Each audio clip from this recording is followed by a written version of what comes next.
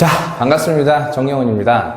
오늘 여러분하고 시제라고 하는 현장 수업을 들어가기 전에 왜 녹화 강의를 진행을 하고 있느냐라고 하는 부분은요, 사실상 현장 수업에서는 이 내용을 담기에는 조금 어려움이 있습니다. 왜냐하면 이 내용하면 아이들이 매우 힘들기도 하고 현장 강의 학생들의 수준에 따라서 이 내용을 정확하게 이해하는 친구가 있는 반면 조금 힘들어하는 반면이 있거든요. 근데 이 부분은 우리가 왜 배우냐면요, 여러분이 일단 발상의 전환이라는 측면에서 이 시제라는 부분을 공부해 볼 필요가 있습니다. 그리고 이 두 번째, 여러분께서 도저히 이 내용을 이해를 못 하시겠다라고 하신다면요, 그냥 현장 강의에 있는 녹화된 부분을 충실히 이해하셔도 수능 시험 문제를 푸시는 데서는 그렇게 어렵진 않습니다. 하지만 출제자의 관점과 출제자의 원리를 이해하고 영어 해석의 전반적인 부분에 도움을 받고 싶으시다면 이 내용을 조금 이해하신다면 좀 도움이 되지 않을까 싶어요. 자, 보도록 할게요, 여러분. 자, 여러분들께서 공부를 하셨을 때 뭐가 문제냐면 시제라는 부분이 문제가 됩니다. 이 시제라고 하는 부분을 보셨을 때 여러분께서는 이때 이 시라고 하는 개념은, 이때 이 시라고 하는 개념은요, 시간을 이야기한다. 시간을 이야기하니까 시간을 나타내는 제도겠구나 라고 해서 여러분은 이 시제를 이렇게 이해하셔야 합니다. 그런데요, 사실상 잘 생각을 해보시면요, 이때 시제라고 하는 건 시간을 이야기하는 게 아닙니다. 영어에서는 이 두 가지를 나누고 있습니다. 뭐냐? 바로 시제라는 부분과 그 다음 시간이라는 부분을 나타내고 있습니다. 영어에서는 명확하게 문법에서는 시제를 우리는 tense라고 하고요, 시간을요 time이라고 합니다. 여러분께서 많이 공부하시는 과거와 현재와 미래라는 개념이 있죠.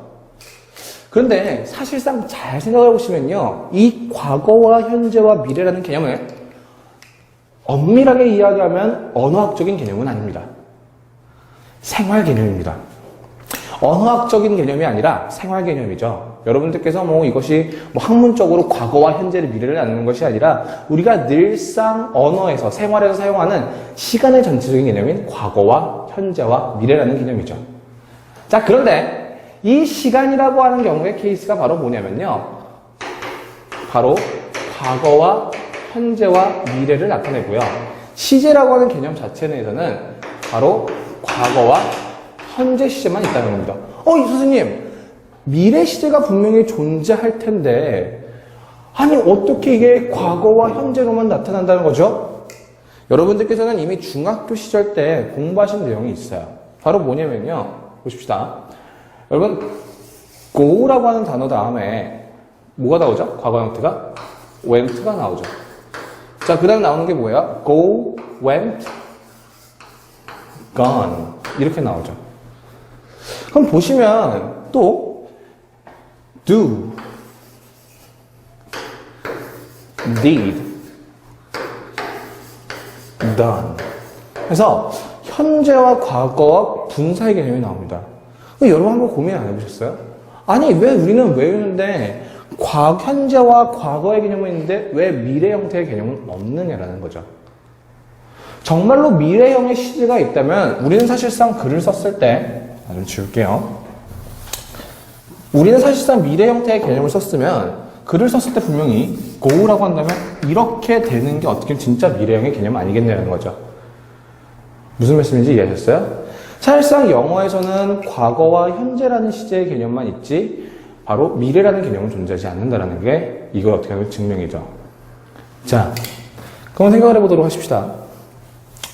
영어에서는요, 기본적으로 굴절이라는 개념이 존재합니다.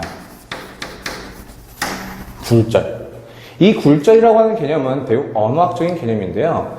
예를 들어 do라고 하는 형태의 케이스가 어떻게 된다? 이렇게 did로 바뀐다. 오케이? 또는 do라고 하는 게 does로 바뀐다. 형태처럼 이 어미의 형태가 이렇게 바뀌는 걸 영어에서는 굴절이라는 개념을 합니다. 너무 어렵게 생각하지 않으셔도 돼요. 그냥 이런 게 있구나 생각하셔도 될 것 같습니다. 근데 또는 go라고 하는 것 자체가 뭐로 바뀌어요? 바뀌어서 went의 형태로 바뀌죠. 또 attend라고 하는 참석하다라는 뜻이 뭐로 바뀝니까? attended라는 형태로 바뀌어가지고 굴절이 일어나고 있다는 거죠. 다시 말하면 영어에서 우리가 시제를 표현할 때는요, 동사의 형태의 어미를 변화시킨다는 거죠. 그런데 미래형은요, 잘 생각해보세요. will do입니다. 그리고 will go입니다. will attend입니다. 느낌 오셨나요? 미래 형태의 경우의 케이스는 동사의 어떤 어미 형태가 변화가 되는 것이 아니라 will이라고 하는 형태를 단어를 추가시키면서 미래의 의미를 나타내고 있다는 거예요. 자, 그러면 우리는 이 굴절이라고 하는 개념을 다시 한번 생각해 볼 필요가 있는데요. 영어에서 말하는 이 굴절이란 바로 뭐다? 영어에서 말하는 굴절이란 동사의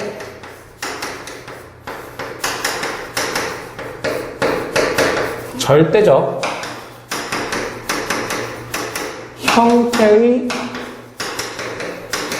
변화를 의미한다라는 겁니다. 굴절이라는. 그게 시제라는 거죠. 그렇기 때문에 잘 생각을 해보시면요. 이 굴절이라는 개념을 가지고서 영어를 분석을 해보시면 do나 go나 어쨌든 같은 지금 이 과거와 현재와 과거는 이런 식으로 있지만 미래형 같은 경우에 변화가 없다라는 거예요.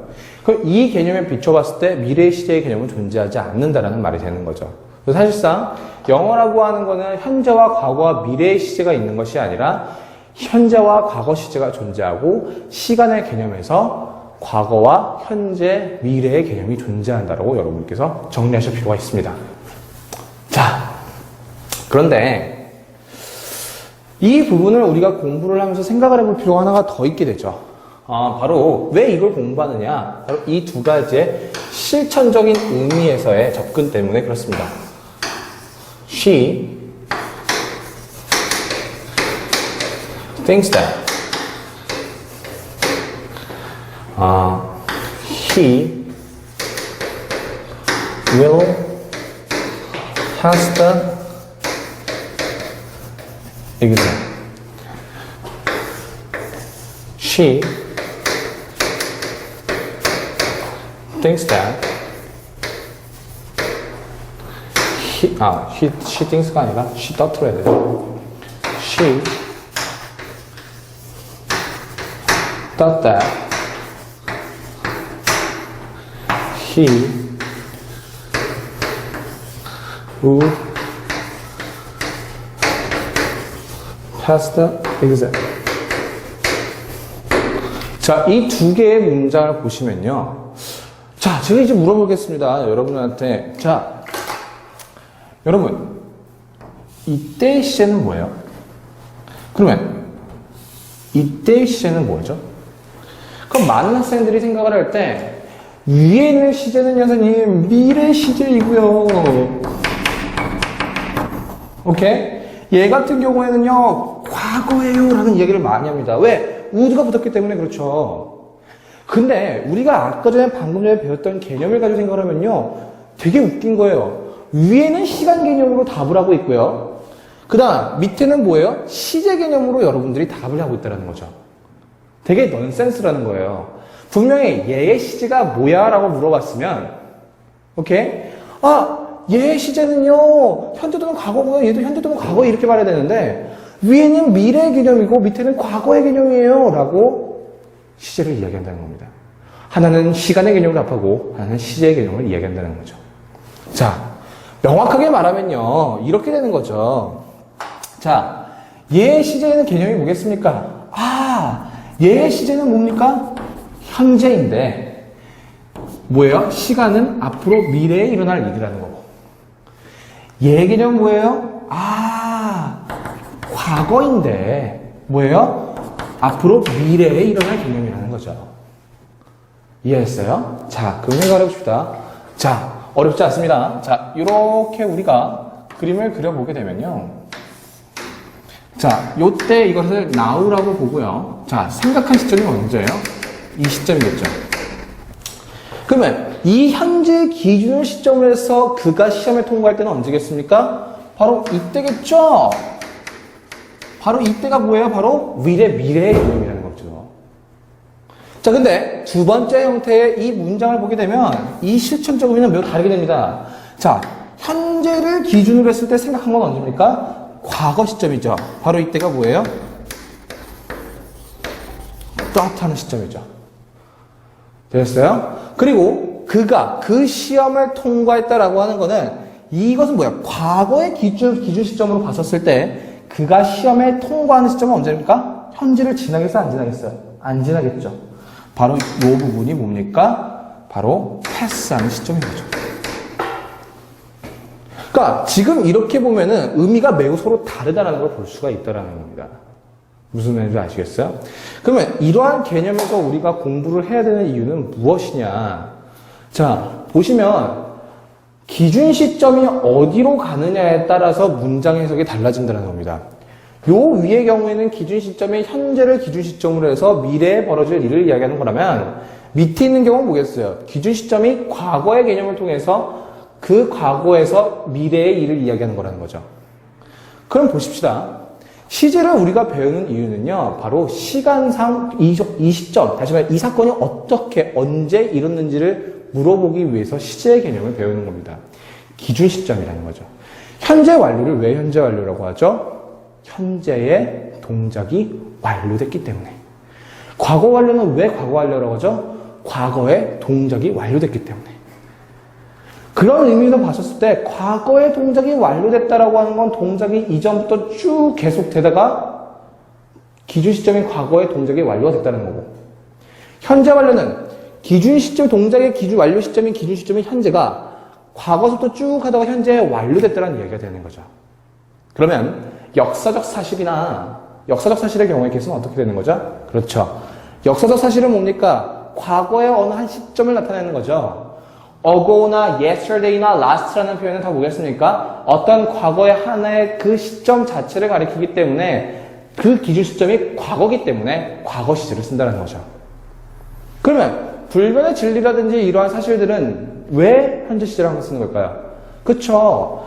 미래라고 하는 건 앞으로 일어날 거라는, 앞으로 일어날 것이라는, 지금은 아니지만 앞으로 일어날 것이라는 의미를 가지고 있는 거고요.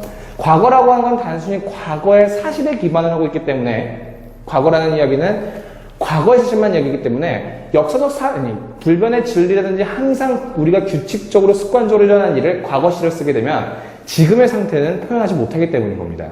그 현재를 쓰는 이유는 앞으로도 그럴 거고 나중에도 그렇고 지금도 그렇기 때문에 그 전체적인 포괄하는 시점이 현재 시제를 사용하게 되는 것이죠.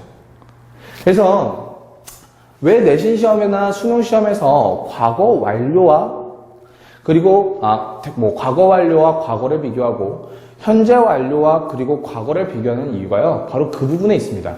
기준 시점으로부터 이것이 쭉 진행되어 왔던 일이냐, 아니면 단순히 기준 시점에서 이야기를 진행하고 끝난 것이냐, 바로 그 부분에서 문제가 출제가 되는 부분인 거죠.